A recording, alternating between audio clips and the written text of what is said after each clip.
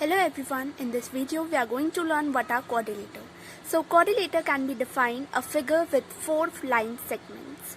So in all these figures, a square, a rectangle, a trapezium, a kite, a parallelogram and a rhombus, we can say that these are made from 4 line segments.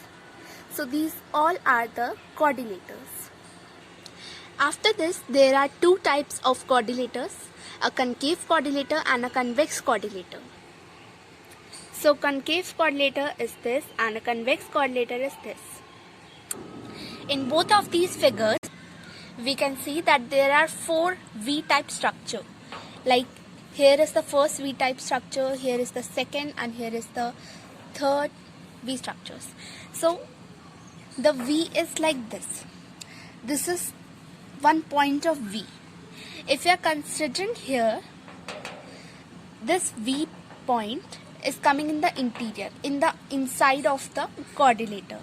So a quadrilateral in which this point of V is, any one point of V is coming in the interior, so we can say that that is a concave quadrilateral.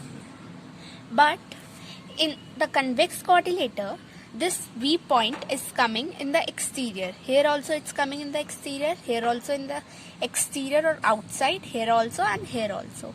So this type of quadrilateral can be the convex quadrilateral. Now talking about the exterior of a quadrilateral. This is a quadrilateral. Now the points that are lying in the outside of the quadrilateral are defined as the exterior. Here F point, L point, G point are lying in the outside of the quadrilateral, so they will be defined as exterior of a quadrilateral.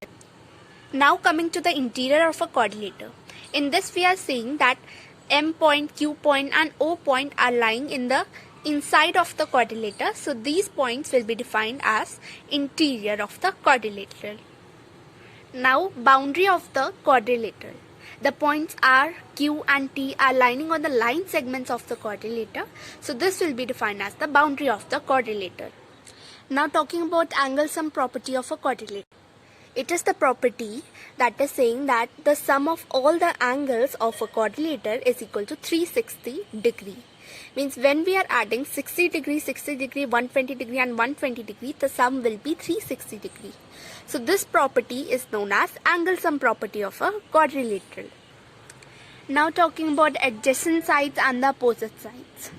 Here we are saying that the line segment AD and DC are sharing a common vertex. So the line segments which are sharing a common vertex, like here in the case, D is the common vertex. So here the lines AD and DC will be considered as adjacent sides, while AB and DC are in the opposite of each other. So this will be called as opposite sides.